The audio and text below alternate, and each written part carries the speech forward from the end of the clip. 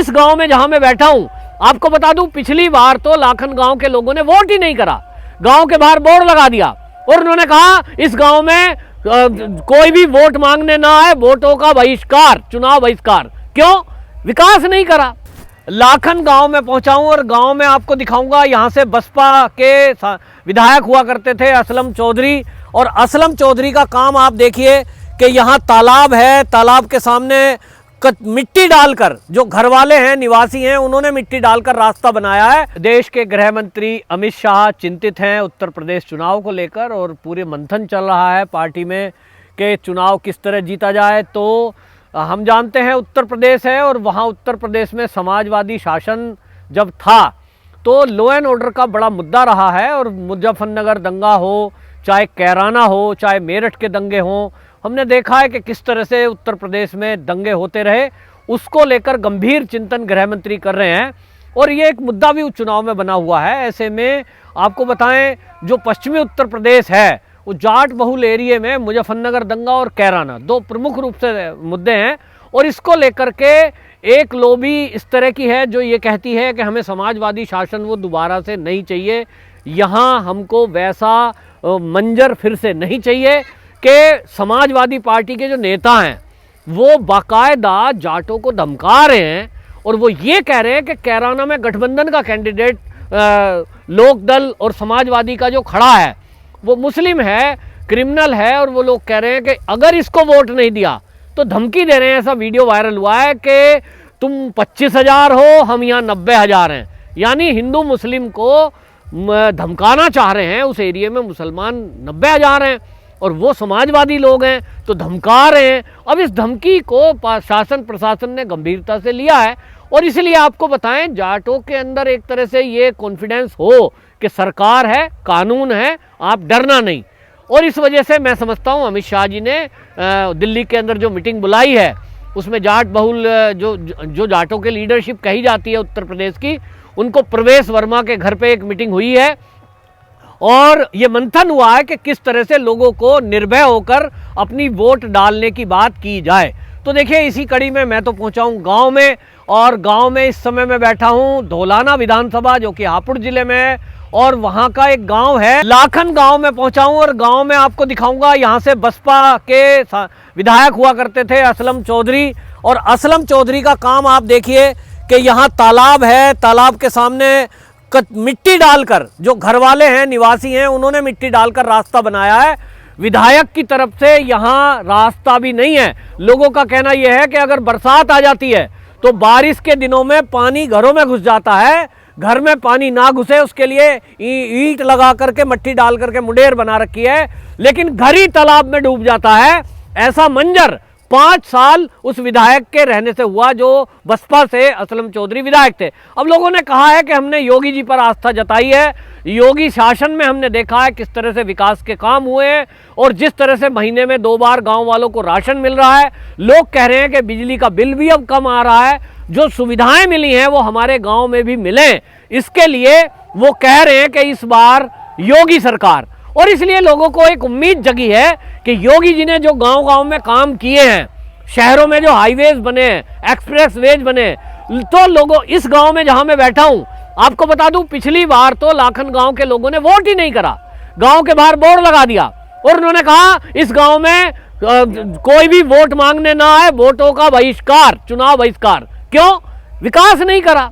और उसके बाद आप देखिए कि बसपा का कैंडिडेट जीता असलम चौधरी, उनको ये नहीं लगा कि एक गांव लाखन है जहां विकास की दरकार है, वहां रास्ते नहीं है, वहां तालाब का पानी घरों में घुस जाता है, उनको यहां विकास करना चाहिए था। लोग कह रहे हैं 5 साल हम इंतजार करते रहे, और आपको एक आश्चर्यजनक बात बता रहा हूं कि आज वो समाजवादी पार्टी से खड़े हैं। असलम चौधरी जी, आप 5 साल नहीं आए और अब आप वोट मांगने जरूर आओगे, और इसीलिए इस गांव ने गांव के बाहर बोर्ड लगा दिया कि यहां भाजपा के अलावा अन्य कोई कृपया करके ना आए, अपना टाइम खराब करेगा। ये गांव वाले लोग योगी को चुनाने जा रहे हैं, भाजपा के अलावा किसी को वोट नहीं देंगे। ये गांव वालों को ये बोर्ड क्यों लगाना पड़ा? मैंने सवाल किया कि भाई ऐसा बोर्ड तो हमने कहीं सुना नहीं, ना देखा, और ये ठीक भी नहीं है कि आप गांव के बाहर ही लिख के लगा दो कि बीजेपी के अलावा किसी और प्रत्याशी का आना मना है। तो गांव वालों ने कहा भाई जो समाजवादी गठबंधन से असलम चौधरी हैं, ये यहाँ के विधायक हैं अभी भी, और वो बसपा से थे, आज उन्होंने पार्टी बदल ली, लेकिन उन्होंने कोई काम नहीं करा। काम तो अलग है, वो कहते हैं 5 साल में, बिल्कुल पड़ोस में रहते हैं, 4-5 किलोमीटर दूर घर है उनका, वो यहाँ गांव में नहीं आए। और गांव की जो हालत है वो हमने कहा भाई खुद चल के देखेंगे, ऐसा क्या आक्रोश है, इस गुस्से को देखने आए हम गांव वालों के। तो गांव वालों के गुस्सों को मैं देख रहा हूं, आप मेरे पीछे देख रहे हैं किस तरह का तालाब, किस तरह के रास्ते, मट्टी पड़ी हुई है। उत्तर प्रदेश का कोई गांव ऐसी दुर्दशा वाला हो मैंने तो देखा नहीं है। मेरा गांव भी मेरठ जिले में है भाई, मैंने आसपास के गांव देखे, कम से कम टाइल लगी हुई ब्लॉकिंग वाले रास्ते, ये तो हर गांव में है, और यहाँ मूलभूत सुविधा नहीं है। तो लोगों का गुस्सा है, इस गुस्से को हालांकि चुनाव आयोग के आदेश पर पुलिस ने वो बोर्ड तो उतरवा दिया, लेकिन लोगों का कहना है हमारे दिल में योगी जी बैठे हैं, उनको कौन हटवा पाएगा। और इसलिए गांव का जो रुख है वो वाकई में योगी जी के ऊपर भरोसा जता रहे हैं, और लोग ये कह रहे हैं कि जिस तरह के विकास के काम योगी शासन में हुए हैं, जिस तरह का बिजली का काम आप देख रहे हैं वो योगी जी के शासन में आई है। वो कह रहे हैं इसके पहले तो बिजली भी नहीं थी। तो योगी जी के ऊपर भरोसा जता है, और ये लगा है कि इस बार योगी जी को देंगे और यहाँ अन्य किसी का प्रवेश नहीं होने देंगे, क्योंकि आओ आप बैठो चाय पियो लेकिन वोट नहीं देंगे। तो भाई अगला टाइम खराब करे अपना क्यों, जब हमारा मन बन चुका है योगी जी के लिए। तो एक अद्भुत गांव मुझे देखने को मिला हापुड़ जिले में, और इसलिए मैं रियलिटी चेक जिसे कहते हैं वो करने के लिए आ गया कि भाई मैं देखूं लोग जो गुस्से में हैं वो आखिरकार क्यों हैं। गांव में आजकल कहाँ ऐसा है कि जहाँ रास्ता नहीं है, लेकिन यहाँ रियल में मैंने देखा।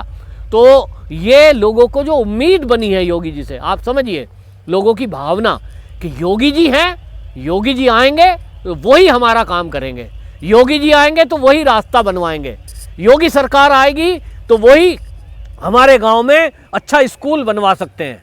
ये लोगों की जो उम्मीद योगी जी से बनी है ये बहुत भावनात्मक है। आपको बताऊं, लोग कहते कहते कई लोग ये कह देते हैं कि योगी जी तो हमारे लिए भगवान जैसे हैं। एक बच्चा मुझे कह रहा था, यहाँ गांव में डॉक्टर है, वो बता रहे थे कि मेरा रिश्तेदार हैं, वो रिश्तेदार झोपड़ी में रहते थे और गरीबी रेखा के नीचे, लेकिन उनका बच्चा पीएससी में आज भर्ती हुआ है। वो कह रहे हैं कभी सपा सरकार में हम सोच ही नहीं सकते थे कि बिना रिश्वत दिए बच्चे की नौकरी लग सकती है, लेकिन योगी शासन आया तो उस बच्चे की नौकरी लगी, 1 रुपया भी नहीं देना पड़ा। और इसलिए कहते हैं कि भगवान देखा नहीं है हमने, लेकिन अगर कहीं शरीर में है बैठकर वो काम कर रहा है तो वो योगी जी हैं। क्योंकि उस घर की आप बात सोचिए, माँ बाप ब्लाइंड, और उसमें वो बच्चा किस तरह से पढ़ा होगा। तो वो कहते हैं कि आज सरकारी नौकरी पाना असंभव सा लगता है, लेकिन योगी शासन में जो 6.25 लाख नौकरियां मिली हैं वो सारी ऐसी है कि ना रिश्वत देनी पड़ती, ना सिफारिश लगानी पड़ी, और वो नौकरियां प्राप्त। और ये असर जो है, ये इफेक्ट जो है, ये उत्तर प्रदेश के युवाओं में एक मुद्दे का कारण, चर्चा का विषय है कि भाई योगी जी को ही दोबारा लाओ, क्योंकि जो लोग रह गए हैं उनका नंबर आएगा, वैकेंसियां तो और निकलेंगी। तो 5 साल में जब 7.25 लाख वैकेंसी निकली तो अगले 5 साल में और निकलेंगी। तो बच्चों का कहना है, युवाओं का, कि हमारा नंबर भी आएगा और बिना रिश्वत दिए आएगा। ये केवल योगी सरकार में हो सकता है। तो ये एक बड़ा बदलाव है और जनता को उम्मीद जगी है। पहली बार ऐसा हुआ है कि विकास के नाम पर भी योगी जी पर लोगों का विश्वास है, बाकी सरकारों से तो उम्मीद नहीं है। और इसलिए इस गांव ने बोर्ड लगाया था, इसीलिए मैं देखने के लिए आया था। वाकई में हम देख रहे हैं कि यहाँ इस गांव में विकास की काफ़ी आवश्यकता भी है, जो योगी सरकार में पूरे होने की संभावना है। वंदे मातरम।